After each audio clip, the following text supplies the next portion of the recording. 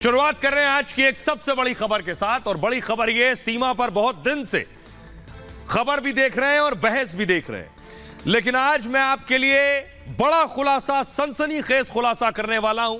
पाकिस्तानी सीमा के कितने आशिक, ये मैं आपको बताऊंगा। लेकिन उससे पहले ये सीमा के घर की तस्वीर है, जहां कल तक मीडिया के सैकड़ों कैमरे थे, आज उस घर में बंदी है। वो घर बंद है, सीमा घर पर नहीं है। सीमा कहां गई किसी को नहीं पता। सीमा गांव में है, सीमा कहीं बाहर गई है, शहर से बाहर गई, या सीमा को बाहर भेजने की तैयारी है, कोई कुछ नहीं जानता। सीमा का घर बंद है फिलहाल। लेकिन अब मैं आपको बताने जा रहा हूं सीमा के कितने चेहरे हैं। अगली तस्वीर दिखाई जरा, ये आप देख रहे हैं। सीमा के अलग अलग रूप हैं, कहीं वो सीमा है, कहीं सीमा सचिन है, कहीं सीमा हैदर है, कहीं सीमा एजाज है। तस्वीर दिखाने जा रहा हूं, देखिए अगली तस्वीर दिखाई जरा। यह तस्वीर आपने देखी होगी, यह सीमा के पहले पति एजाज की तस्वीर है, शादी के बाद की तस्वीर सीमा और हैदर की। यह गुलाम हैदर की तस्वीर है, सीमा और गुलाम हैदर की तस्वीर। अगली तस्वीर दिखाइए जरा, यह सीमा और सचिन की तस्वीर है। ये दो तस्वीरों से आप वाबस्ता हैं, जानते हैं, इन दोनों तस्वीरों को देखा है। लेकिन तीसरी तस्वीर अब तक आपने नहीं देखी। अगली तस्वीर दिखाइए। अगली तस्वीर ये देख रहे हैं, ये सीमा और एजाज है। ये तस्वीर आप पहली बार देख रहे हैं। अगर 3 विंडो करके हम तीनों तस्वीर दिखा सके, सीमा एजाज के साथ, ये एजाज कौन है, फुल स्क्रीन लीजिए जरा। सीमा को सचिन के साथ देखा, गुलाम हैदर के साथ देखा, लेकिन आज पहली बार आप सीमा को एजाज के साथ देख रहे हैं। और ये देखिए, हूबहू ऐसी ही तस्वीरें आपने सीमा सचिन की भी देखी होंगी। अब ये एजाज कौन है, एजाज की एंट्री कैसे हो गई, इसको जरा आउट कीजिए। अब देखिए तीनों तस्वीरें, सीमा सचिन, सीमा एजाज और सीमा हैदर के साथ हैं। ये 3 तस्वीरें सवाल पूछ रही हैं कि आखिर सीमा के कितने आशिक हैं। सीमा सचिन के साथ आज भारत में, इससे पहले सीमा एजाज के साथ भी थी। और देखिए जरा तस्वीरें, इसी तरह की जैसे एजाज की तस्वीरें, वैसे ही सीमा की तस्वीरें सचिन के साथ भी हैं।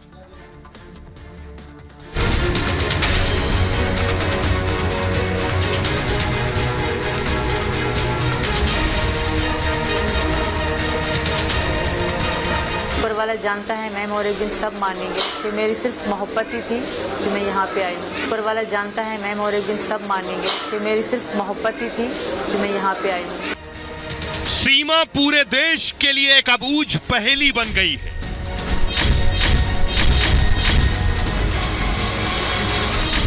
पाकिस्तानी भाभी पर रोज नए खुलासे हो रहे हैं। पाकिस्तान से आई गुलाम हैदर की सीमा भारत में सचिन की सीमा हो गई। लेकिन सीमा सिर्फ हैदर और सचिन की ही नहीं, इस लव स्टोरी में तीसरे शख्स की भी एंट्री हो गई है। यह तस्वीर सीमा और एजाज की है। सीमा कभी एजाज के प्यार में भी दीवानी थी। सीमा एजाज से भी शादी करना चाहती थी। सीमा आज जैसे भारत में सचिन के साथ रोज नए रील बना रही है, पाकिस्तान में एजाज के साथ भी सीमा वैसी ही रील बनाया करती थी। लेकिन एजाज से सीमा की शादी नहीं हो पाई। आरोप है सीमा एजाज के लाखों रुपए लेकर फरार हो गई। सीमा का सच क्या है, यह किसी तिलिस्म से कम नहीं। तफ्तीश में जितना भीतर जाएंगे, कुछ नया और चौंकाने वाला सामने आ ही जाता है। अब तक सवाल हो रहे थे, ये हैदर कौन है, ये सचिन कौन है।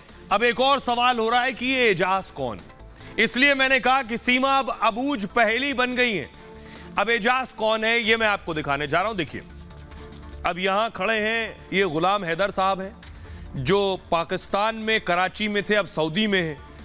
ये सचिन है, जो रब्बूपुरा में रहते हैं। और इधर ये तीसरा एजाज है। ये एजाज के साथ आप देख रहे हैं। ये एजाज की एंट्री एकाएक कैसे हो गई, कोई नहीं जानता। ये कौन है एजाज, ये कराची में ही थे। पाकिस्तानी सीमा को लेकर यह सनसनीखेज खुलासा हुआ। सीमा हैदर प्रेम कहानी में एक और किरदार की एंट्री हो गई। सीमा हैदर के एजाज नाम के शख्स के साथ वीडियो वायरल है। सोशल मीडिया पर सीमा एजाज को लेकर दावे किए जा रहे हैं। सीमा हैदर एजाज के साथ रील बना रही थी। दोनों एक दूसरे के साथ शादी भी करना चाहते थे। सोशल मीडिया पर दावा है सीमा हैदर ने एजाज को धोखा दिया। कहा यह जा रहा है कि सीमा एजाज से शादी करना चाहती थी, लेकिन सीमा 30 लाख रुपए का चूना लगा गई एजाज को। 30 लाख रुपए लेकर फरार हो गई, ये आरोप है। वायरल वीडियो में एजाज को कराची का बताया जा रहा है। वीडियो में सीमा हैदर को लेकर भी सवाल उठाए गए। अब देखिए, अगले हैं हिंदुस्तान के सचिन। सीमा सचिन की दोस्ती पबजी गेम से शुरू हुई। लगातार बातचीत से दोनों के बीच प्यार हो गया। सीमा को सचिन भारत के बारे में बताता और दिखाता था, सीमा पाकिस्तान के बारे में दिखाती थी। इस बातचीत में सीमा और सचिन में प्यार हो गया। नेपाल के काठमांडू में दोनों ने पहले मुलाकात की और सीमा पाकिस्तान से बच्चे नहीं लाना चाहती थी। सचिन ने कहा बच्चे भी ले आओ, तो बच्चे भी आ गए नोएडा में। फिर सीमा नेपाल के रास्ते भारत पहुंच गई। अब जब भारत आ गई तो पता चला गुलाम हैदर भी है। एक मिस्ड कॉल के जरिए गुलाम से मिली थी सीमा। गुलाम हैदर पहले से शादीशुदा थे। गुलाम हैदर की पहली शादी 2012 में हो गई थी। गुलाम को पहली पत्नी से 2 बच्चे थे। इसके बाद गुलाम ने सीमा से शादी कर ली और यह शादी मिस्ड कॉल पर हुई। गुलाम को सोशल मीडिया से पता चला कि सीमा सचिन के साथ भारत में है। अब ये जो अबूझ पहेली है, कुछ तस्वीरें मैं आपको दिखाने जा रहा हूं जिससे आपको समझ में आएगा कि आखिर सच है क्या। कुछ तस्वीरें दिखाऊंगा जो देखी देखी सी लगेंगी आपको पिछले 1 हफ्ते में, लेकिन जो देखी देखी सी तस्वीरें हैं, ऐसी तस्वीरें सीमा न जाने कितनी बना चुकी हैं पहले। एक ये तस्वीर देखिए, ये देख रहे हैं, ये पहली तस्वीर है जिसमें सचिन सीमा की मांग में सिंदूर भर रहे हैं। ये भारत की तस्वीर है। अब पाकिस्तान की ऐसे ही तस्वीर दिखाता हूं। अगली तस्वीर दिखाई, ये सीमा और एजाज की तस्वीर है पाकिस्तान की। जैसे सीमा यहां रील बनाती है वैसे वहां भी एजाज के साथ रील बना रही थी। अगली तस्वीर दिखाई, ये सीमा सचिन की दूसरी रील की तस्वीर है जिसमें सचिन सीमा के बाल में कंघा कर रहे हैं। ये एक रील है। ऐसी रील पाकिस्तान में भी एजाज के साथ बनाई। अगली तस्वीर दिखाई, ये एजाज के साथ दूसरी रील है। ये एजाज और ये सीमा। अभी हैदर का जिक्र नहीं हो रहा, अभी एजाज है। अगली तस्वीर दिखाई, ये सीमा और सचिन ये रील बनाते हुए जिसमें सीमा, इसमें भोलेनाथ का गाना भी चल रहा है और ये रील बनाकर वायरल की गई। अगली तस्वीर दिखाई, एक और रील सीमा और एजाज की है। ये जो रील है, इस रील के दरमियान ये जो तस्वीर है, एक और तस्वीर है, एक और तस्वीर है जो मैं दिखाऊंगा। अगली तस्वीर दिखाई जरा, ये आप देख रहे हैं सीमा और सचिन। सीमा और सचिन को ये तस्वीर देखने के बाद यानी भाईजान आंख बबूला है। अगली तस्वीर दिखाइए, असदुद्दीन ओवैसी सीमा और सचिन पर सवाल उठा रहे हैं, कह रहे हैं कौन है सीमा, कहां से आ गई सीमा। देखिए जरा ओवैसी भाईजान आखिर सीमा पर क्या कह रहे हैं। उनका बोलने का कोई तुक था नहीं, लेकिन देखिए क्या बोल रहे हैं। ओवैसी भाईजान कह रहे हैं, ये सब तस्वीरें वो देख रहे हैं, तो उन्होंने कहा सीमा हैदर के अवैध तरीके से भारत आने पर सवाल उठाएं। कैसे बॉर्डर पार कर भारत आ गई, इसकी जांच होनी चाहिए, ओवैसी कह रहे हैं। बीएसएफ और अमित शाह को देखना चाहिए कैसे नेपाल के रास्ते भारत आई। सीमा के धर्म परिवर्तन करने पर ओवैसी बौखला गए हैं। यूपी में धर्मांतरण कानून लागू है, ओवैसी ने कहा। ऐसे में सीमा ने धर्म कैसे बदल लिया। सीमा हैदर के सचिन मीणा से शादी पर सवाल उठाए ओवैसी ने। क्या यह लव जिहाद नहीं हुआ, ओवैसी कह रहे हैं। किस कानून के तहत सीमा की शादी हुई है वो पूछ रहे हैं।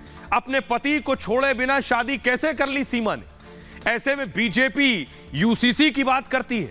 धर्मांतरण कानून और यूसीसी पर तंज कसा ओवैसी ने। सीमा के रॉ एजेंट बताने के सवाल पर ओवैसी बोले, 4 बच्चों के साथ रॉ एजेंट है, इस पर तो फिल्म बननी चाहिए और हिट हो जाएगी। पाकिस्तानी मीडिया ने सीमा को रॉ एजेंट बताया था। अब सुनिए जरा भाईजान क्या कह रहे हैं। सीमा गुलाम हैदर के बारे में आप क्या कहना चाहेंगे, जो पाकिस्तान से हिंदुस्तान आई है बगैर वीज़ा के, बगैर परमिशन के। जांच एजेंसियों की सिक्योरिटी के बारे में आप क्या कहेंगे सर। वो आ गई यहाँ पर। जी हाँ सर। आकर क्या कर रही है यहाँ पर। शादी कर ली है सर यहाँ पर। किससे शादी करी। सचिन से। सचिन से। अच्छा उसने अपना धर्म बदला। धर्म बदला, बच्चों के साथ यहाँ आई है बगैर पासपोर्ट के। अच्छा। और यहाँ इंडिया में आई है और नोएडा में। जी अच्छा, अभी साथ रह रहे हो। जी हाँ सर। उनके साथ रह रहे। जी साथ रह रहे बिल्कुल। जी पूरी मीडिया में चल रहा है सर अभी। अभी इसको बताइए क्या हो रहा है। रिलीजियस कन्वर्शन लॉ बना दिया आपने। ये लव जिहाद नहीं हुआ। नहीं मालूम मेरे को, ये नहीं हुआ। तो वो पाकिस्तान से कैसे आ गई यहाँ पे इंडिया में। नेपाल के जरिए आई सर। नेपाल के जरिए सर। अरे भैया ये बीएसएफ को बोलिए, अमित शाह को बोलना चाहिए, ऐसा कैसे बॉर्डर क्रॉस करके आ गए। सर उसको रॉ एजेंट कहा जा रहा है पाकिस्तान का। यहाँ की मीडिया में चल रहा है रॉ एजेंट कहा जा रहा है पाकिस्तान। वो रॉ एजेंट है जी। 3 बच्चों के सर रॉ एजेंट है। अरे वाह, अरे पिक्चर बननी चाहिए फिर तो, हिट हो जाएगी ये तो। नहीं मालूम, 3 बच्चों के साथ। अच्छा, वो वहाँ पाकिस्तान में शादी करके 3 बच्चे पैदा करके जी सर। रॉ एजेंट बन के जी सर। यहाँ आ गई। अच्छा, वो शौहर को छोड़ी नहीं छोड़ी, वो पहले वाले को? नहीं, अब वो तो शौहर नहीं छोड़ी, रहे सर। हाँ। नहीं छोड़े।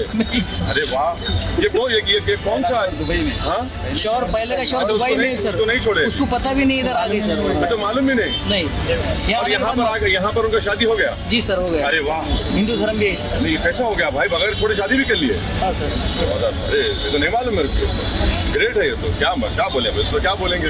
ये तो अब वकील साहब आप बोलो उसको, कानून आप बदल जानते हैं। आप काला कोट पहने थे, मैं तो नहीं, मेरे को नहीं मालूम। वो पाकिस्तान की है, शादीशुदा है, 3 बच्चे हैं, और आप बोल रहे रॉ की एजेंट है, अपने हस्बैंड को नहीं छोड़ी पहले, और नेपाल से एंटर हो गई, और किसी के साथ यहाँ पर शादी भी कर ली। जी सर। शादी कर लिया? जी सर। कन्वर्शन। तो ये कौन सा कानून में शादी हुआ है कि हस्बैंड एक हैरत में शादी हो गई, फिर यूसीसी की बात बीजेपी करती? क्या बात है, देखिए। आइए, भाईजान भड़के हुए, सुन लिया आपने, लेकिन क्यों भड़के ये मैं आपको बताता हूं। तस्वीरें दिखा रहा हूं, उससे आपको एहसास होगा। पाकिस्तान से नेपाल के रास्ते भारत आई सीमा को लेकर भारत से लेकर पाकिस्तान में चर्चा है, लेकिन सीमा हैदर को इसकी कोई टेंशन नहीं है। सीमा सोशल मीडिया पर एक्टिव है, उनके नए नए रील सामने आ रहे हैं। यही नहीं, सीमा हैदर को हिंदू रीति रिवाज भा गया है। भारत आने के साथ ही उनका रहन सहन बदल गया है। गले में राधा नामी दुपट्टा सीमा ने डाल रखा है। सीमा रोज सुबह उठकर पूजा करती हैं, तुलसी की पूजा करती हैं, और सावन में सोमवार को भी सीमा ने व्रत रखा था। कैमरे पर तो दिख रहा है कि सीमा ने दिल से भारतीय संस्कृति को अपना लिया। वो माथे पर बिंदी और मांग में सिंदूर लगाने लगी हैं। गले पर सचिन के नाम का मंगलसूत्र भी पहनती हैं। बहुत कम समय में हिंदी भी बेहतर बोलने लगी। इन सब के अलावा सीमा पिछले कई दिनों से मीडिया को इंटरव्यू देने में व्यस्त हैं। कई चैनल के पत्रकारों के मुश्किल सवालों के जवाब भी देती हैं, और अपने फर्जी आधार कार्ड से लेकर अवैध तरीके से भारत में घुसपैठ पर अपना तर्क देती हैं, और बार बार पाकिस्तान ना भेजने की अपील भी करती हैं। और इसलिए सीमा ने कहा था वो भारत में रहेंगी, भारत से नहीं जाएंगी, कोर्ट में कहा था। इसलिए सीमा ने सब कुछ बदल डाला है। अब सीमा सचिन हो गई। ये घर की तस्वीर आप देख रहे हैं। सीमा ने चारों बच्चों के नाम बदल डाले हैं।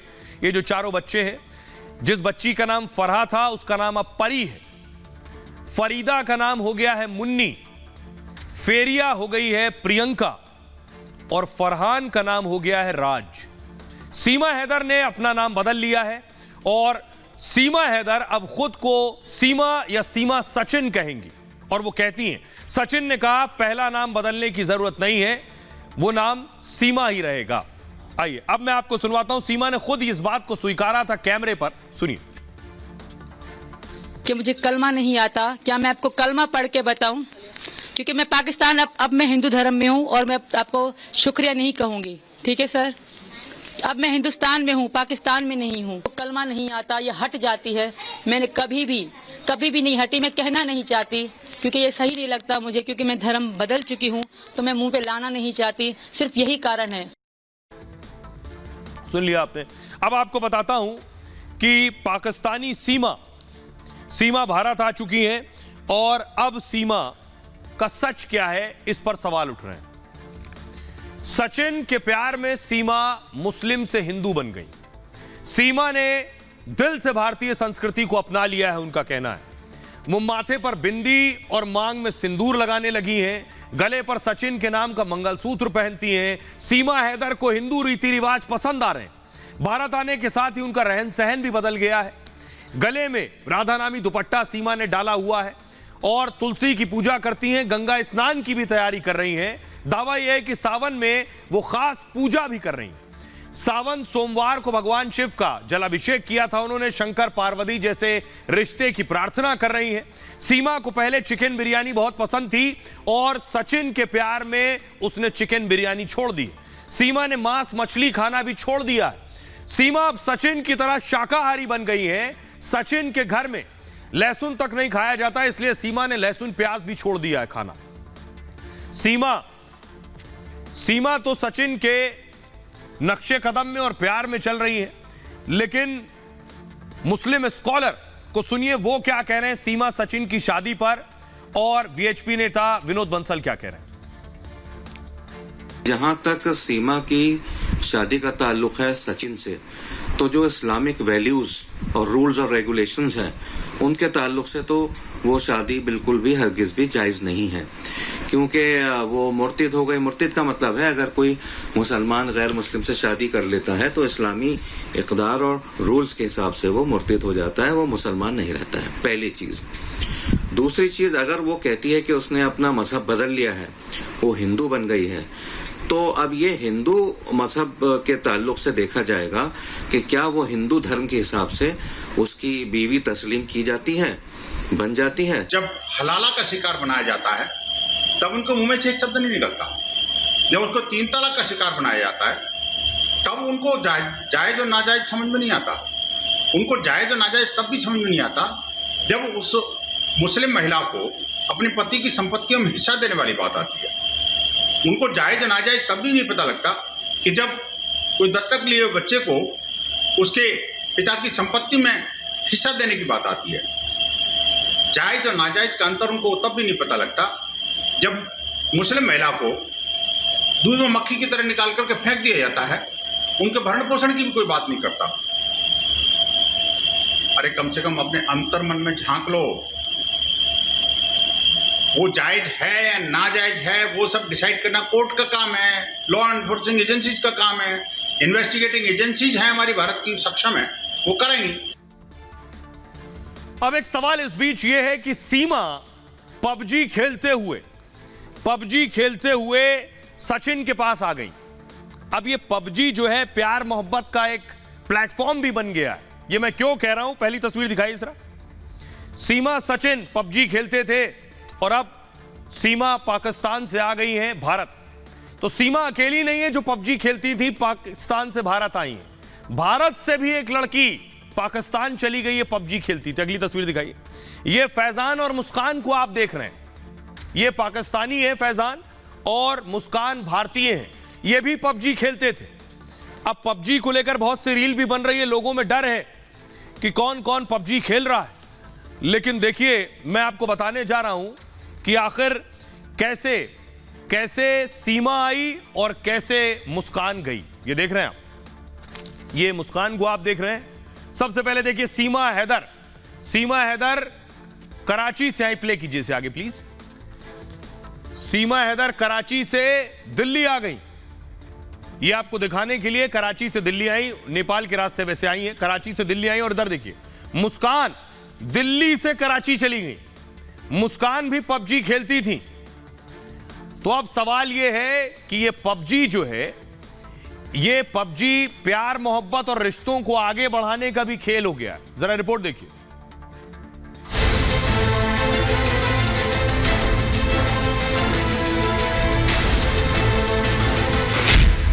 सीमा पबजी खेलते खेलते कराची से नोएडा आ गई और मुस्कान पबजी खेलते हुए दिल्ली से कराची पहुंच गई। पबजी और ऑनलाइन गेम प्यार और शादी के रिश्तों का प्लेटफॉर्म बन गया है। मुस्कान फैजान के लिए भारत से पाकिस्तान गई और फैजान से शादी कर ली। भारत में सीमा अवैध तरीके से घुसी, इसलिए हंगामा बरपा है। लेकिन मुस्कान फैजान से शादी के लिए वैध तरीके से पाकिस्तान गई है। ये मोहब्बत की शादी जो है हम पबजी की तरफ से उसके जरिए हुई है। ठीक है, तकरीबन 2-3 साल हमारी लव चलती रही है। ठीक है, तो उसके बाद हमने फैसला किया दोनों ने इकट्ठा होने का। और आइए अब मैं आपको बताता हूं ये पबजी है क्या। बहुत से लोग नहीं जानते हैं पबजी है क्या और पबजी से कैसे खेलकर मुस्कान और फैजान मिल गए जैसे सीमा और सचिन मिले थे। देखिए जरा, ये देख रहे हैं आप, ये सीमा सचिन दोनों पबजी खेल रहे हैं और उधर मुस्कान फैजान। सचिन सीमा की तरह एक और ये प्रेम कहानी है। सोशल मीडिया पर वीडियो वायरल हो रहा है। मुस्कान और फैजान पबजी से आपस में मिले। दावा है दिल्ली की मुस्कान पाकिस्तान पहुंच गई। पाकिस्तान का वीजा लेकर कराची गई मुस्कान। फैजान से प्यार के बाद दोनों ने कराची में शादी कर ली। करीब 3 साल तक दोनों में बातचीत हुई, फिर दोनों परिवार ने शादी को रजामंदी दी। दावा है मुस्कान ने इस्लाम धर्म कबूल कर लिया है कराची में। सीमा सचिन की कहानी के बाद यह नया वीडियो आया है। पबजी गेम ऑनलाइन चैटिंग और खेलने का एक साधन है। पबजी में गेम के साथ चैटिंग भी कर सकते हैं, मतलब पबजी खेलने के दौरान बात करने की भी सुविधा है। गेम खेलने के दौरान खिलाड़ी आपस में बात करते हैं। पबजी गेम में खिलाड़ी खाली हाथ होता है और खिलाड़ी को एरोप्लेन की मदद से आइलैंड में उतारा जाता है, जिसके लिए आप एक पैराशूट यूज करते हैं। यहां पर आपको 100 दुश्मनों से सामना करना पड़ता है। जीतने के लिए सारे दुश्मनों को मारकर आखिर में बचना होता है। अंत में जो बचता है वही विनर कहलाता है। पबजी गेम खेलने का के 3 तरीके। पहला तरीका जिसमें सिर्फ एक खिलाड़ी होता है। दूसरा तरीका यह है, दूसरे मोड में 2 खिलाड़ी होते हैं और तीसरे मोड में 4 खिलाड़ी होते हैं। ये अलग अलग देश के खिलाड़ी भी हो सकते हैं। अब आपको सुनवाने जा रहा हूं, सुनिए। भारत में दिल्ली से फ्लाइट लेकर कराची पहुंची मुस्कान और फैजान को सुनिए। इस भाई का ताल्लुक कराची के इलाके लियारी से है और ये हमारी जो भाभी हैं इनका ताल्लुक इंडिया न्यू दिल्ली से है। तो इन दोनों ने मोहब्बत की शादी कर ली, तो ये कैसे तकमील तक पहुंची, आइए मजीद इनकी जिंदगी की ये कहानी इन्हीं की ज़बानी जानते हैं। ये मोहब्बत की शादी जो है हम पबजी की तरफ से उसके ज़रिए हुई है। ठीक है, तकरीबन 2-3 साल हमारी लव चलती रही है। ठीक है, तो उसके बाद हमने फैसला किया दोनों ने इकट्ठा होने का। तो मैंने इसे कॉल की तो नहीं, इसके घर वाले गाइड कर रहे थे। ठीक है, तो फिर मैंने अपने अम्मी अब्बू से बात की तो उन्होंने कहा बेटा आपकी लाइफ है, आपने ज़िंदगी बसर करनी है, जैसे आपकी मर्ज़ी है। ठीक है, फिर मैंने इससे कफर्म बात की है, इससे पूछा अगर आपने आना है। ठीक, इसने कहा हाँ जी। भाभी मुझे ये बताएं कितना अरसा ये आपकी आपस में बातचीत होती रही? 2-3 साल। 2-3 साल जी। तो गुलाम हैदर और सीमा के बाद लोग इस तरह से रील बना रहे हैं, लेकिन अब सवाल यह है कि सीमा का क्या होगा। पुलिस पूछताछ कर चुकी है। सीमा भारत में रहेगी या सीमा को भारत से वापस पाकिस्तान जाना होगा। एक्सपर्ट्स क्या कहते हैं, कानून के जानकार क्या कहते हैं, वकील क्या कहते हैं, आखिर सीमा क्या वापस पाकिस्तान जाएगी? देखिए, पाकिस्तान से भारत आई सीमा हैदर पर कई सवाल हैं। क्या सीमा हैदर कोई जासूस है? सीमा हैदर ने गैर कानूनी तरीके से एंट्री क्यों ली? क्या आईएसआई के हनी ट्रैप में फंसा है सचिन? सीमा ने 2 देशों के बॉर्डर कैसे पार कर दिए? पहली नजर में सीमा बिना वैध वीजा के भारत आई, 1 महीने तक अवैध तरीके से नोएडा में रही। इसके बाद पुलिस ने उसे गिरफ्तार किया। विशेषज्ञों की दलील है कि उसे पाकिस्तान भेज देना चाहिए। डिपोर्टेशन की एक प्रक्रिया होती है, उन सारी प्रक्रियाओं को फॉलो करना होता है। गोपनीयता कानून के तहत सीमा हैदर पर एक्शन हो सकता है। सीमा को 7 साल तक की जेल हो सकती है। सजा काटने के बाद सीमा को पाकिस्तान वापस डिपोर्ट किया जा सकता है। सचिन और उसके परिवार पर भी एक्शन संभव है। आज सीमा हैदर मीडिया के सामने नहीं आई, संभव है कि सीमा को डिपोर्ट करने की तैयारी चल रही हो, यह कहा जा सकता है। सीमा हैदर को लेकर एक और सवाल है, सीमा के भारत आने की मंशा क्या थी? यह जांच का विषय है, पुलिस इसकी जांच कर रही है। अगर सीमा हैदर ने कोई साजिश की है तो उसके खिलाफ एफआईआर दर्ज कर जांच होगी। अगर कोई साजिश नहीं की तो उसे डिपोर्ट करना चाहिए, यानी पाकिस्तान भेज देना चाहिए। एक्सपर्ट्स ये कहते हैं जमानत मिलने से सीमा हैदर पाक साफ नहीं हो जाती है। पुलिस ने जो साक्ष्य और धाराएं लगाई हैं वो मजबूत नहीं रही होंगी, जो कल भी मैंने आपको बताया था। अगर साजिश के तहत पुख्ता साक्ष्य होते तो जमानत नहीं मिलती। देश का कानून किसी का प्यार देखकर फैसला नहीं लेता है। देश में आने का तरीका ही गलत हो तो उसी के हिसाब से सजा होती है। बिना वीजा के एंट्री से ही सीमा को डिपोर्ट किया जा सकता है। सचिन के शादी कर लेने से उसे भारत में रहने की इजाजत नहीं मिलेगी। क्या सीमा को भारत की नागरिकता मिल सकती है? नागरिकता पर फैसला पूरी परिस्थिति पर निर्भर करता है। अब आपको सुनवाता हूं पूर्व डीजीपी विक्रम सिंह साहब को सुनिए और वकील आदित्य जायसवाल को सुनिए, वो बता रहे हैं क्या कुछ हो सकता है इस मामले में आगे। प्रत्यावर्तन एक प्रशासनिक प्रक्रिया है जिसमें समस्त पहलुओं पर विचार करने के बाद और आवेदिका के आवेदन पत्र के आधार पर साक्ष्य और गुण दोष के आधार पर निर्णय लिया जाता है। उल्लेखनीय है कि सीमा हैदर ने भारत में अनधिकृत तरीके से नेपाल से प्रवेश किया है, तो उनके अभिलेख और उनके संबंध में जो जांच चल रही है वो भी पूर्ण की जानी है। गहराई से पूछताछ भी किया जाना है। इन तमाम प्रक्रिया में कुछ समय लगेगा, क्योंकि यह महत्वपूर्ण और संवेदनशील प्रकरण है। इसको किसी जल्दबाजी में कोई निर्णय संभव नहीं है।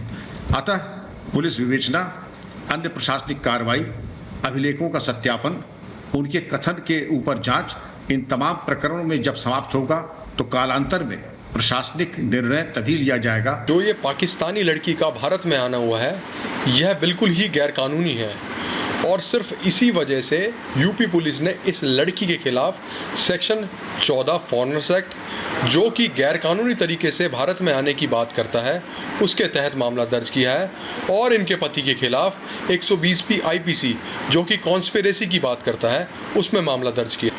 और जहां तक रही बात इन दोनों के शादी करने की, तो इस पर मैं सिर्फ यह कहना चाहूँगा कि जो यह लड़की और यह लड़के ने शादी की है, यह बेहद ही गैरकानूनी तरीके से की है, क्योंकि हमें यह समझना होगा कि कोई भी व्यक्ति अगर सिर्फ शादी के पर्पस से धर्म चेंज करता है तो वह गैरकानूनी है।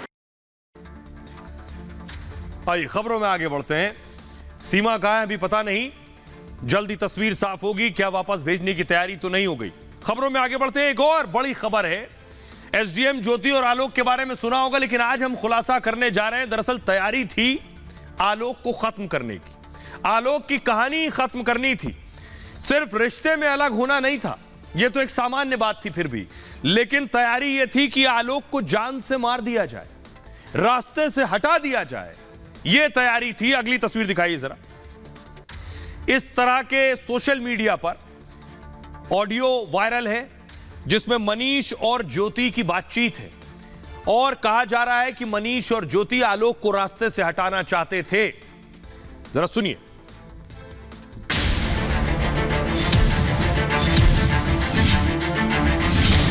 मेरी मौत की साजिश भी रची जा रही है, मेरी जान पे सब लोग तुले हुए हैं।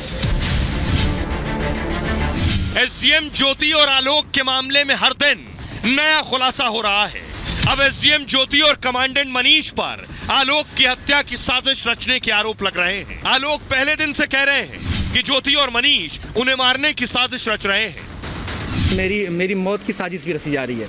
तो जो तुम काम कर रहे हो, जो ये जांचें करा रहे हो, यह करा रहे हो, इसके कारण तुम्हारी जल्दी से तुम मर जाओगे। हमने कहा ठीक है आप मरवा दीजिए, तो मैं नहीं मरवा रही हूँ, जो करवा रहे हो इसके कारण मारे जाओगे। अब देखिए जरा तैयारी क्या थी, आलोक को कैसे खत्म करना था, पूरी प्लानिंग थी। सोशल मीडिया पर यह वायरल है, हम इसकी पुष्टि नहीं करते हैं, लेकिन क्या कहा जा रहा है इस ऑडियो में यह आपको बताने जा रहा है। बताया जा रहा है इस ऑडियो में कि मनीष और ज्योति फोन पर बात कर रहे हैं। एसडीएम ज्योति आलोक मौर्य मामले में यह सबसे बड़ा खुलासा है। मनीष साहब तो सस्पेंड हो गए, लेकिन किस आधार पर हुए वो ये सबूत है। एसडीएम ज्योति और कमांडेंट मनीष दुबे की बातचीत में खुलासा हुआ। ज्योति आलोक को रास्ते से हटाने की बात कह रही है, आलोक मौर्य को अब हटाना जरूरी है वो कह रही है, इसको अब जान से मरवाना पड़ेगा। पीछे आलोक खड़े हुए हैं, आलोक मरेगा तभी इसकी कहानी खत्म होगी। आलोक को कैसे खत्म किया जाए इस पर भी बात हुई। मनीष गाड़ी से कुचलवाने की सलाह दे रहा है, ज्योति बता रही है आलोक कब घर से बाहर जाते हैं, खाने में जहर देकर मारने की भी बात हो रही है। ज्योति मनीष की बातचीत का ऑडियो वायरल है। आलोक पहले भी अपनी जान को खतरा बता चुके हैं। आलोक ने कहा मार्च 2023 में मुझे मारने की कोशिश हुई, प्रयागराज के एलनगंज में जान से मारने की कोशिश की गई, मनीष मेरे ऊपर गाड़ी चढ़ाकर मारना चाहते थे, यह आलोक का कहना है। कमांडेंट मनीष दुबे ने मुझे धमकी दी थी, तलाक पेपर पर साइन कर देना वरना मारे जाओगे। और मनीष अभी सिर्फ सस्पेंड हुए हैं। अगर मौत की हत्या की साजिश की पुष्टि होती है तो मनीष पर एफआईआर भी हो सकती है हत्या की साजिश रचने पर। आइए कुछ चैट भी वायरल है, वो चैट मैं आपको दिखाने जा रहा हूं। ये आप जो देख रहे हैं ये चैट है जो आलोक पर किए गए हैं, जिसमें मनीष और एसडीएम ज्योति बात कर रहे हैं। इस चैट में क्या है आइए मैं आपको बताता हूं क्या कुछ बातचीत कर रहे हैं चैट वायरल में, और इसमें भी हत्या की साजिश की बातचीत हो रही है। देखिए जरा चैट में क्या है, प्ले कीजिए। चैट में मनीष ने लिखा फोन क्यों काट दिया था। इस पर ज्योति ने लिखा समझ जाइए उस समय आपकी बात अधूरी रह गई थी। मनीष ने कहा हां मैं ये कहना चाह रहा था कि क्यों ना बीच से इसे हटा दें हमेशा के लिए। मनीष ने कहा जो बार बार हम लोगों को डिस्टर्ब कर रहा है। ज्योति ने कहा आलोक को। मनीष ने पूछा हां कहानी ही खत्म कर दें उनकी। अब इसके बारे में आपको बताऊं जो फोन पर दोनों का कन्वर्सेशन था, चैट को देखने के बाद आलोक परेशान हो गए। आलोक ने कहा चैट देखने के बाद मेरे होश उड़ गए थे। ज्योति और मनीष शादी की बात कर रहे थे, मुझे रास्ते से हटाने की बात कर रहे थे। ज्योति मनीष को लेकर आलोक ने यह दावा किया है दोनों एक दिन में 100 बार कॉल करते थे, एक दिन में 15-15 घंटे बातें होती थी। शासन को भेजे शिकायती पत्र में दावा किया गया है मनीष दुबे के CUG नंबर की डिटेल निकलवाई जाए, उससे पूरे मामले की सच्चाई सामने आ जाएगी। मेरी हत्या की साजिश मनीष ज्योति के बीच बातचीत, सारी डिटेल सरकार को मिल जाएगी। अब आपको सुनवाता हूं, सुनिए जरा आलोक के जो वकील हैं वो क्या कुछ कह रहे हैं। जब उसको शक हुआ तो उसने अपना नज़र रखना शुरू किया। जो इनका आरोप है कि मैंने कहीं पकड़ा था, फिर वो होटल के कुछ रिकॉर्ड इकट्ठा किए, आलोक ने ही बताया है आप लोगों के चैनल के माध्यम से। और चैटिंग जब लीक हो गई और हत्या की साजिश, तो वो बहुत तनाव में आ गया क्योंकि मनीष के द्वारा चैटिंग की गई रास्ते से हटाने की। तो जब जान पे बनाती है तो बड़े बड़ों की हालत ख़राब हो जाती है। वो स्थिति तब आदमी को पता चला। और चूँकि व्यवहार हमेशा से, मैंने अभी कल आलोक से बात की, व्यवहार ज्योति का हमेशा अच्छा रहा, लेकिन कहीं ना कहीं कुछ गलतियाँ ज्योति से हुई हैं। वो उस आदमी के मनीष दुबे के बहकावे में आकर के उन्होंने गलत निर्णय लिया है। SDM ज्योति की अब बारी है। मनीष दुबे तो सस्पेंड हो चुके हैं। जो बात मैंने आपको बताई, अगर ये ऑडियो सही निकले, आवाज इनकी वॉइस का टेस्ट किया जाएगा दोनों का, अगर इनकी आवाज ही निकली है तो इन पर आगे कार्रवाई होगी। SDM ज्योति पर भी कार्रवाई हो सकती है। SDM ज्योति के कथित प्रेमी मनीष पर एक्शन हो सकता है। गाजियाबाद से महोबा ट्रांसफर कर दिया गया, DG होमगार्ड की रिपोर्ट के बाद निलंबित हो गए। आलोक के शिकायती पत्र में हत्या की आशंका जताई गई। वायरल चैट और वायरल ऑडियो की जांच होगी। जांच में आलोक का दावा अगर सही पाया गया तो मनीष और ज्योति के खिलाफ केस दर्ज होगा। हत्या की साजिश का केस दर्ज हो सकता है। IPC की धारा 118 के तहत केस हो सकता है। 3 साल की सजा और जुर्माना भी लग सकता है। दोनों सरकारी अधिकारी हैं, ऐसे में मुश्किल और बढ़ जाएगी। दोनों को विभागीय कार्रवाई का सामना करना पड़ेगा। सरकारी नौकरी से भी हटाया जा सकता है। यह एक्शन हो सकता है। सुनिए जरा, आलोक मौर्य आज कैमरे के सामने आए, SDM ज्योति के पति, जरा सुनिए क्या कह रहे हैं। 2020 में सर मनीष दुबे की एंट्री होती है, जो जिला कमांडेंट महोबा इस समय है। और तब से सर मेरा परिवार बिखराव की तरफ चला गया। और फिर उसके बाद सर हमने काफ़ी सोचा कि घर की बात घर में ही रहे, और ये सोचा गया परिवार न बिखरे, क्योंकि हमारे पास 2 बच्चे भी हैं। लेकिन सर बिखरता जो तीसरा व्यक्ति हमारा परिवार तोड़ा है, वो एक ही परिवार नहीं तोड़ा सर। कौन सर? मनीष दुबे। और कई परिवार तोड़ा है सर। कौन नहीं चाहेगा कि परिवार एक हो जाए। बच्चे हैं सर हमारे, हम लोगों के झगड़े में बच्चे पीछे जा रहे हैं सर। सर ये बात यह है कि कई शिकायत मेरे खिलाफ भी हो चुकी है, जिसकी जांच चल रही है। हम जानना चाहते हैं तो कब शिकायत हुआ, किसने करवाया था? सर ये हमारी शिकायत सर 4 महीने पहले हुई है। 2, 3, 4 पत्र आए हैं जिसकी जांच लोग कर रहे हैं। उसमें ये लिखा गया है कि मैं अवैध वसूली करता हूं। सर मैं आपसे ये कहना चाहूँगा, मैं एक छोटा कर्मचारी, मैं अवैध वसूली, और इसमें एक लाइन और लिखा हुआ है कि सरकारी धन का दुरुपयोग कर रहा हूँ। सर मेरे पास कौन सा एक्स्ट्रा सरकारी धन है? जो सर पेमेंट आती है उसके अलावा मेरे फंड में कोई एक्स्ट्रा पैसा तो आता नहीं है, और न मैं कोई दुरुपयोग कर रहा हूँ। अब खबरों में आगे बढ़ते हैं। आज की एक और बड़ी खबर है जो देश की राजधानी दिल्ली से आई है। क्या दिल्ली के लिए आज की रात कयामत की रात होने वाली है? दिल्ली जिस तरह से पानी हो रही है, दिल्ली की तरफ पानी जिस तरह से बढ़ रहा है, घुटने तक पानी है और कांप गई राजधानी। तस्वीर दिखाने जा रहा हूं, ये देखिए दिल्ली का एरियल व्यू आप देख रहे हैं। ये पानी भरा है, इन सड़कों पर गाड़ियां चलती हैं, बसेस चलती हैं, बाइक्स चलती हैं, आज सिर्फ पानी है। और वो पैदल लोग हैं या NDRF SDRF की टीमें जो लोगों का रेस्क्यू कर रही हैं। अगली तस्वीर दिखाई जरा। ये आप देख रहे हैं एक और तस्वीर, ये ट्रक बीच में फंस गया है पानी के बीच में। ये देश की राजधानी दिल्ली की आप तस्वीर देख रहे हैं। ये देखिए गाड़ियां डूबी हैं, बड़े बड़े कंटेनर, टैंकर्स और ट्रक डूबे हुए हैं, ये देख रहे हैं। अगली तस्वीर दिखाई जरा, ये कश्मीरी गेट की तस्वीर आप देख रहे हैं, ये पुल और ये देखिए बगल में देखिए पूरी तरह से पानी है। अगली तस्वीर दिखाइए, ट्रॉमा सेंटर की तस्वीर आप देख रहे हैं, ट्रॉमा सेंटर में भी पानी भरा हुआ है, लोगों के लिए मुश्किल है कहीं आने जाने से जुड़ी। लेकिन ये आज की तस्वीर थी, कल क्या होगा कोई नहीं जानता। अगली तस्वीर दिखाइए, ये निगमबोध घाट की तस्वीर आप देख रहे हैं, यहां भी अंदर तक पानी भरा हुआ है। अगली तस्वीर दिखाइए, आधा गेट डूब गया है। तो हालत दिल्ली की डराने वाली है, रात आज की भारी हो सकती है। ये रिपोर्ट देखिए जरा।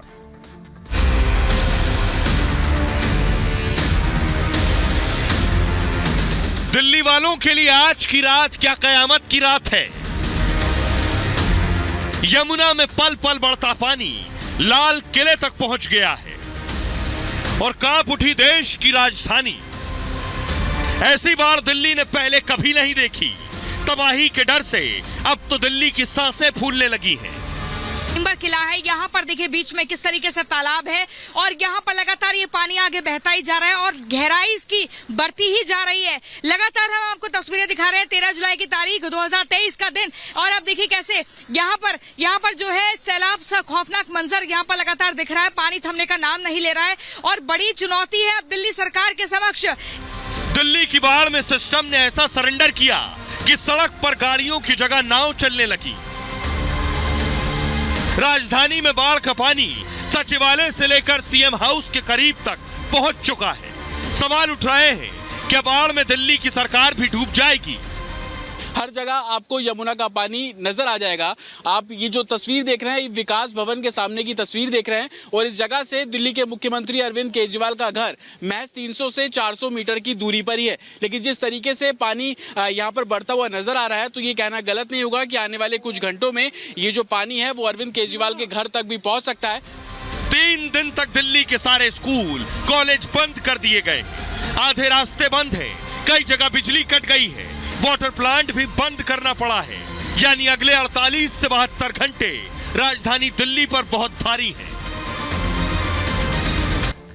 अब आइए मैं आपको बताने चाह रहा हूं दिल्ली के कौन कौन से इलाके हैं जो सबसे ज्यादा डेंजर में हैं। दिल्ली के कौन कौन से हिस्से हैं जो डूब सकते हैं, ये देख रहे हैं आप, ये नक्शा दिल्ली का, और ये आपके सामने Yamuna Bazaar, Wazirabad, Kashmiri Gate, Civil Lines, Majnu ka Tila, Nigambodh Ghat, ये वो इलाके हैं। Chilla Border, Mayur Vihar, Geeta Colony, Singhu Border, Kundli Border, Badarpur Border, Loni और आईटीओ, ये वो इलाके हैं जो सबसे ज्यादा खतरे में हैं।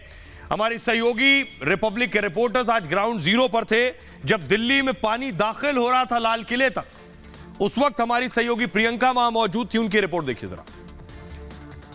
इस चुनौतीपूर्ण हालातों से तुरंत निपटने की जरूरत है। सियासत नहीं करनी है, केंद्र और दिल्ली सरकार को मिलकर तुरंत इस पर ठोस कदम उठानी चाहिए। आप देखिए कितनी रफ्तार के साथ ये पानी बह रहा है और ऐसे में ये पानी का जो लगातार बहाव है वो हमें खुद डरा रहा है। हम खुद परेशान है कि आखिर यहाँ से अगला कदम रखे तो रखे कहाँ। आगे आप देखिए, आगे दूर तक आपको कुछ नहीं दिखेगा, सिर्फ पानी ही पानी दिखेगा। भैया देखिए, हमें मत पकड़िएगा। देखिए यहाँ पर देखिए लोग किस तरीके से डूबते जा रहे हैं और यहाँ ये देखिए लोगों का बैलेंस भी बिगड़ रहा है, परेशान है। चारों तरफ दिल्ली के यही खौफनाक मंजर देखने को मिल रहा है। लोगों के घरों में पीने का पानी नहीं है, खाने को दाना नहीं है और ऐसे में यहाँ पर देखिए कैसे लगातार ये जल प्रलय दिल्ली ने, यमुना नदी ने अपना रौद्र रूप दिखाया है। आइए अब मैं आपको दिखा रहा हूं, प्रियंका की रिपोर्ट आपने देखी, अब देखिए जरा हालत क्या है। ये देख रहे हैं आप, ये नाव पर लोगों का रेस्क्यू किया जा रहा है। यमुना में जो लोग फंसे हुए थे उन्हें ले जाया जा रहा है, जो लोग घर बनाकर रहते हैं निचले इलाकों में। अगली तस्वीर दिखाई जरा, पुलिस की वैन भी डूब गई है, फुल स्क्रीन लीजिए। पुलिस की वैन ये डूब गई है, पानी में पूरी तरह से डूबी हुई पुलिस की वैन है। और स्थिति दिल्ली की आखिर ऐसी बनी क्यों हुई है? दिल्ली में आखिर पानी कहां से आ रहा है? बारिश तो 2 दिन से नहीं हुई, फिर दिल्ली में पानी कहां से आ रहा है? सवाल यह है लोगों के जहन में, जो दिल्ली में नहीं रहते हैं उनके लिए जानना जरूरी है कि आखिर दिल्ली पानी पानी क्यों हो रही है, कहां से पानी आ गया दिल्ली में इतना कि बाढ़ आ गई दिल्ली के अंदर। तो मैं आपको बता रहा हूं दिल्ली में पानी आ कहां से रहा। ये आप मीटर देख रहे हैं, कल पानी मैंने आपको दिखाया था 207.83 मीटर था, आज 208.6 तक पहुंच गया। हिमाचल प्रदेश और उत्तराखंड में भारी बारिश हुई और भारी बारिश से यमुना नदी का जलस्तर बढ़ने लगा। जलस्तर बढ़ा तो हरियाणा के हथनी कुंड बैराज से पानी छोड़ा गया। हथनी कुंड से पानी छोड़ते ही दिल्ली में बाढ़ आ गई। यमुना ने खतरे के निशान 205.3 मीटर को पार कर दिया। यमुना का जलस्तर 208.6 मीटर तक पहुंच गया है और दिल्ली में यमुना का 45 साल का रिकॉर्ड टूट गया। हरियाणा का हथनी कुंड बैराज दिल्ली से 180 किलोमीटर दूर है। हथनी कुंड से पानी दिल्ली आने में पहले 2-3 दिन लगते थे, तब तक नदी में पानी का स्तर भी कुछ कम हो जाता था और दिल्ली में बाढ़ से निपटने की तैयारी भी हो जाती थी। लेकिन अब बैराज में पानी छोड़ने के 24 घंटे में बाढ़ आई। अतिक्रमण और अवैध निर्माण को इसकी वजह माना जा रहा है। हरियाणा से दिल्ली तक यमुना किनारे बहुत सी कॉलोनियां बन गई हैं। इससे यमुना नदी का प्रवाह क्षेत्र काफी कम हो गया है, यानी यमुना में पानी बहने के लिए कम जगह बची है, इसलिए तेजी से पहुंच रहा पानी। कम जगह में ज्यादा पानी होने में इसकी रफ्तार बढ़ गई है। ज्यादा गंदगी, गाद जमा होने से नदी का जलस्तर ऊंचा हो गया है। पानी बहने के लिए जगह कम हुई तो बहाव तेज हो गया, इसलिए हथनी कुंड से पानी छोड़ते ही दिल्ली आ गया है। दिल्ली में यमुना का जलस्तर कभी इतना नहीं बढ़ा है, तो हालात इससे निपटने की ऐसी तैयारी नहीं थी अब से पहले। सुनिए जरा क्या कुछ कह रहे हैं अरविंद केजरीवाल। क्यूसेक पानी छोड़ा था लेकिन बाढ़ नहीं आई, तो अभी चिंता करने की जरूरत नहीं है। सब मैंने आपको इतने सारे गिनाए। तो क्या अभी बाढ़ की स्थिति पर इसी तरीके से बने रहेंगे? बाढ़ की स्थिति पे नजर है एक्सपर्ट्स का भी और CWC और जो सब तरफ से डेटा आया। आने वाले दिनों में अब इतनी जबरदस्त बारिश, वेदर फोरकास्ट जो वो ऐसा नहीं है। बारिश होगी लेकिन इस लेवल की नहीं है और उसकी वजह से जो पानी भी वहां से छोड़ा जाएगा वो भी शायद इस लेवल का पानी नहीं होगा। यमुना में पानी बढ़ता जा रहा है और एक तरह से बाढ़ की स्थिति सी बनी हुई है। दिल्ली में यमुना का लेवल जो डेंजर लेवल है वो 205.33 मीटर है। आइए अब आपको दिखाने जा रहा हूं दिल्ली का हाल, तो आपने देख लिया। अब आपको बिहार लिए चलता हूं। बिहार की शक्लो सूरत भी देख लीजिए। सुशासन बाबू के राज में बिहार में क्या हो रहा है।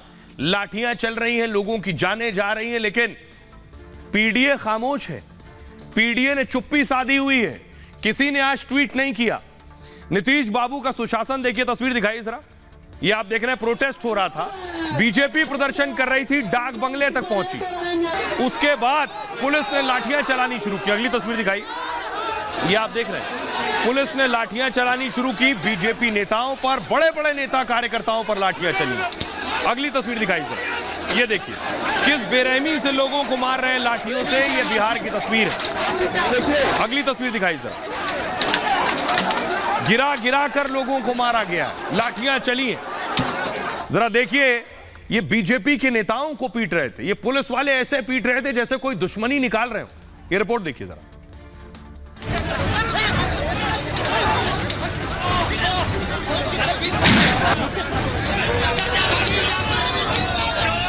ये नीतीश बाबू का सुशासन है।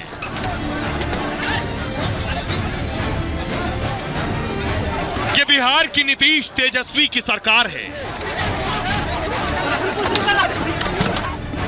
बिहार की राजधानी पटना में बीजेपी की प्रोटेस्ट रैली के खिलाफ नीतीश सरकार का जो तांडव दिखा, पुलिस की जो गुंडागर्दी दिखी, उसने सारी सीमाएं पार कर दी।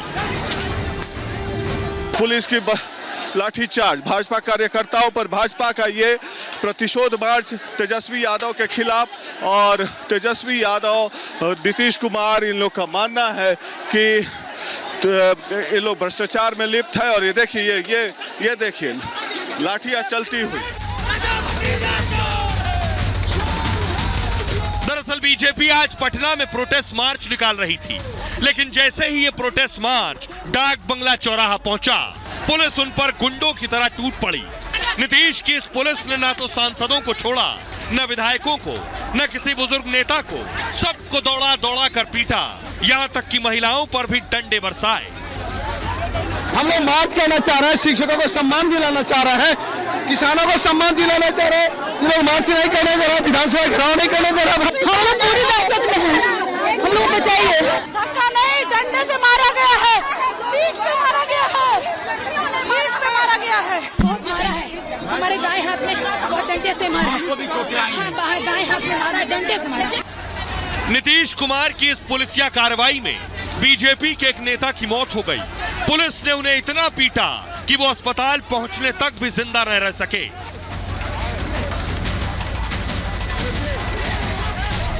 एक्चुअली मौत हुई है, वो पोस्टमार्टम ही बताएगा, लेकिन यहाँ जो आए थे अनकॉन्शियस आए थे, एक्सटर्नल इंजरी कुछ भी नहीं है। आइए, तो आपने बिहार का हाल देख लिया, सुशासन बाबू के पास कोई जवाब नहीं है। और आइए अब आपको बताते हैं आज बात पते की में क्या है खास। अच्छी खबर यह है कि कल चंद्रयान 3 लॉन्च किया जाएगा, इसलिए आपको आज चांद से जुड़ी जानकारी मैं दे रहा हूं।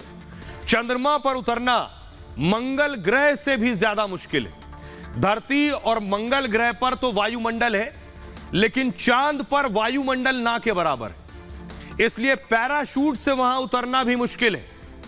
चांद पर कोई जीपीएस नहीं है, इसलिए रास्ता पता नहीं चलता, ना ही लैंडिंग के वक्त कोई पोजीशन का पता चलता है कहां उतर रहा है।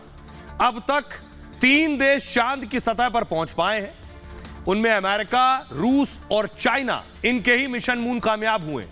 अमेरिका के नील आर्मस्ट्रॉन्ग चांद पर पहली बार पहुंचे थे और भारत ने भी 2 बार चांद पर पहुंचने की कोशिश की है। चंद्रयान 3 के जरिए भारत तीसरी बार कदम बढ़ाएगा। मिशन के जरिए पृथ्वी, ब्रह्मांड के इतिहास की जानकारी मिलेगी।